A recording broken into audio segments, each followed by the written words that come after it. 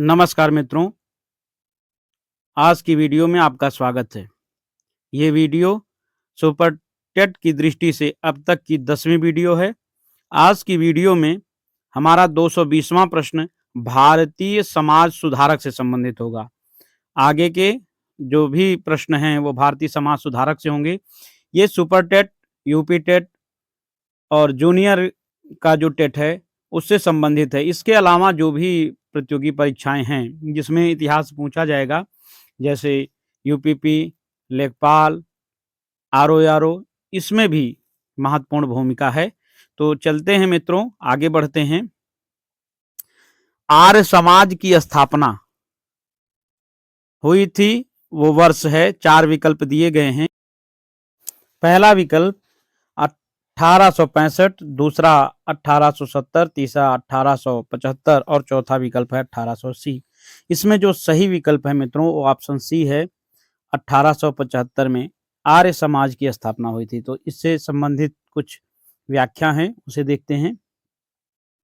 और आज की दृष्टि से बहुत इंपॉर्टेंट प्रश्न है ये। वर्ष 1875 में स्वामी दयानंद सरस्वती ने बंबई में आर्य समाज की स्थापना की। कुछ वर्षों पश्चात आर्य समाज का मुख्यालय लाहौर में स्थापित किया गया।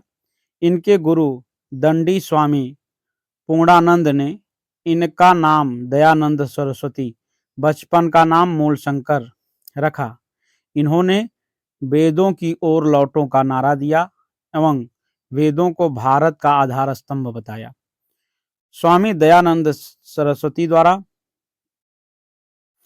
लिखित महत्वपूर्ण कृतियां सत्यार्थ प्रकाश, पाखंड खंडन, वेद भाष्य भूमिका आदि हैं। सनातन धर्म को बचाने के लिए इन्होंने अथक प्रयास किया है और इनकी जो उपलब्धि है उसके हम लोग आभारी हैं। आगे बढ़ते हैं और हमारा आज का 221वां प्रश्न है। रामकृष्ण मिशन की स्थापना किसने की थी? 4 विकल्प दिया गया है मित्रों।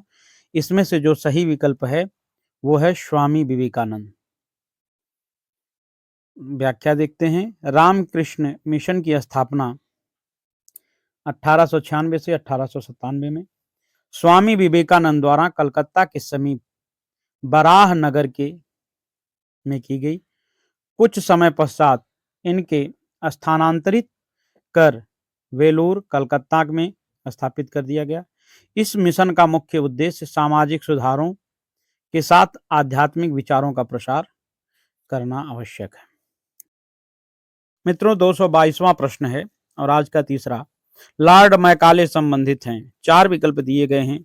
सैन्य सुधार से, सती प्रथा समाप्ति से, अस्थायी बंदोबस्त से और अंग्रेजी शिक्षा से। तो यहाँ ऑप्शन सी सही है, अंग्रेजी शिक्षा से। यहाँ थोड़ा हम व्याख्या देखते हैं मित्रों। लॉर्ड मैकाले ब्रिटिश कालीन के क्या थे? Governor general. विलियम बेंटिंक के बाद परिषद का भी सदस्य था। मैकाले को भारतीय शिक्षा पद्धति पर नियुक्त समिति अध्यक्ष बनाया गया। मैकाले अंग्रेजी शिक्षा का पक्षधर था। उसके द्वारा प्रस्तुत घोषणा पत्र को मैकाले मिंट की संज्ञा दी जाती है। मैकाले का कथन था कि अंग्रेजी शिक्षा के माध्यम से हम ऐसे व्यक्तित्व का निर्माण करेंगे जो तन से तो भारतीय होंगे परंतु मन से अंग्रेज होंगे। अगला हमारा प्रश्न है, आधुनिक भारतीय कला का पितामह कौन था? यहाँ 4 विकल्प दिए गए हैं मित्रों। यहाँ 4 विकल्प दिए गए हैं मित्रों। M.F. हुसैन, बी अवनींद्र नाथ, सी अमृता शेरगिल और डी नंदलाल बोस। यहाँ जो सही विकल्प है मित्रों वो ऑप्शन बी है, अवनींद्र नाथ। आगे बढ़ते हैं, अवनींद्र नाथ के बारे में जानते हैं मित्रों। अवनींद्र नाथ टैगोर को आधुनिक भारतीय कला का पितामह कहा जाता है। इन्होंने चित्रकला में विदेशी मूल्यों को स्थापित किया।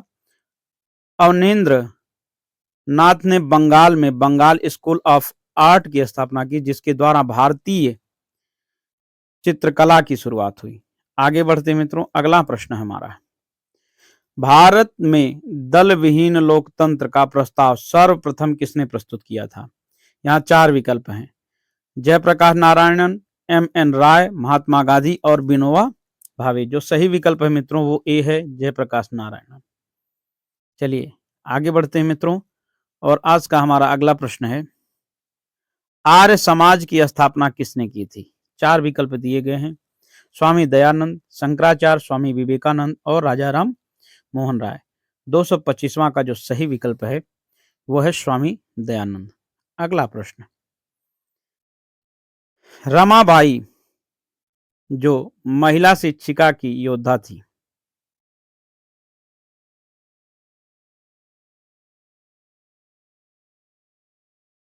चलिए देखते हैं मित्रों, रमाबाई जो महिला शिक्षा की योद्धा थी, कभी स्कूल नहीं गई, फिर भी उन्होंने पंडिता की उपाधि दी गई। 4 विकल्प दिए गए हैं, उन्हें महिला शिक्षा को बढ़ावा देने के लिए पुणे के पास खेड़ा गांव में एक मिशन स्थापित किया। दूसरा है, उनके मिशन ने विधवाओं और गरीब महिलाओं का केवल पढ़ने लिखने के लिए प्रोत्साहित किया, अपितु व्यावसायिक कुशलताओं में सहायता, स्वावलंबी होने की शिक्षा दी। सी है, उन्होंने अपने माता पिता से पढ़ना लिखना सीखा।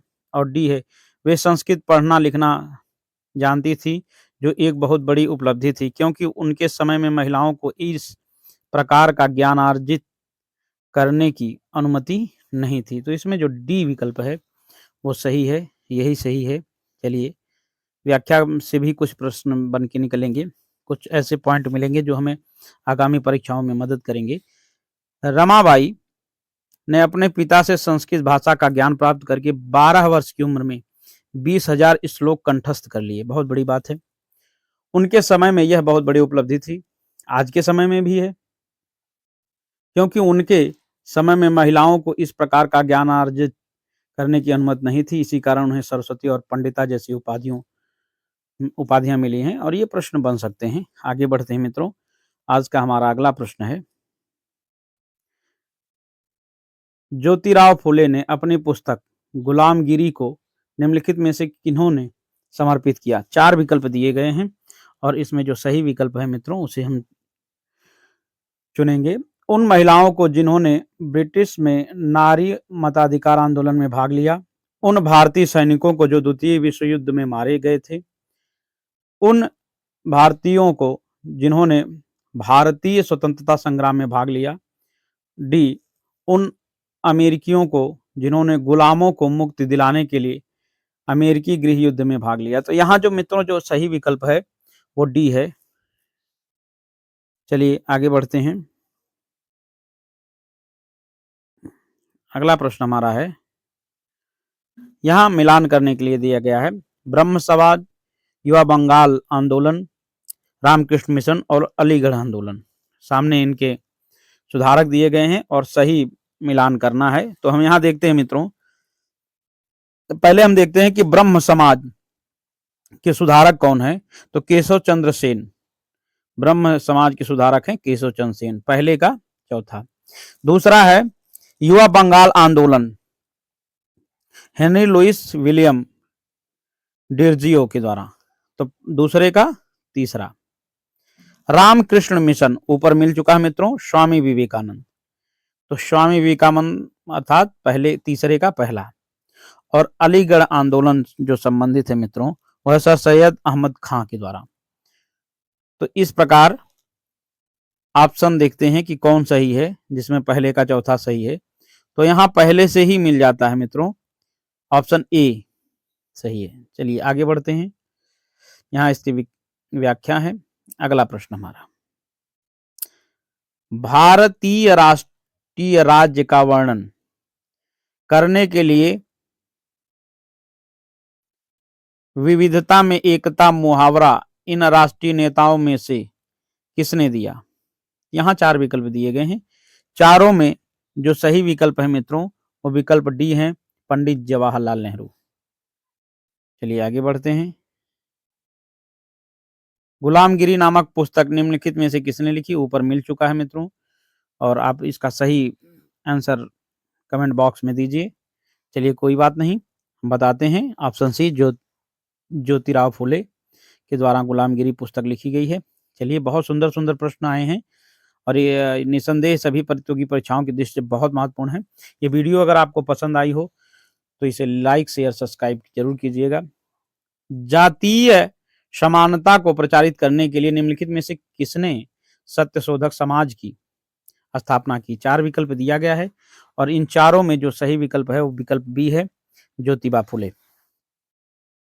आगे बढ़ते हैं मित्रों, और अगला प्रश्न हमारा है 232।